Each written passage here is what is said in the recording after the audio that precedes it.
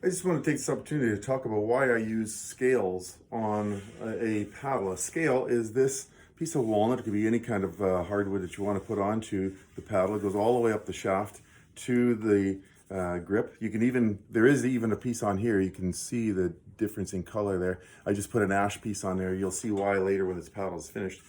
But what's really nice about this, especially when I'm teaching people who've never made a paddle before, is that I can say, make this scale come to a point, and it almost takes care of making sure that this is all nice and straight, that the paddle or shaft is straight.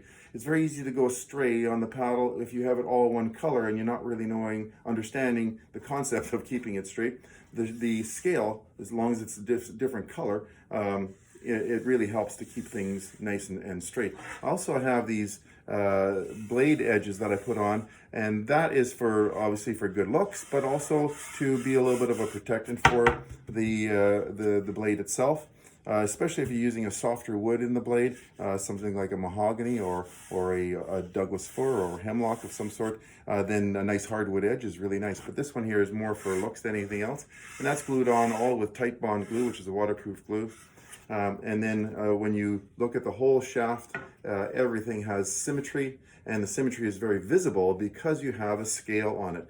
Now, symmetry is going to be there even if you don't have a scale, as long as you do a good job, of course, but by putting this together with a scale, you're adding a little bit of ease to the, especially if you're a first-time paddle maker, to making the paddle. Now, scales are made by, it would be nice if you had a jointer so you can make one edge at least flat, and then I resaw it on a bandsaw, or I resaw it on a table saw to get it down to about 3/16 to a 1/4 inch thick, and I glue them onto either side of the shaft. And then you have your scales, and then after that it's the simple job of cutting it and ferrying it down to what you have here. So I'm almost ready now to put in for final sanding on this blade. They're nice and straight.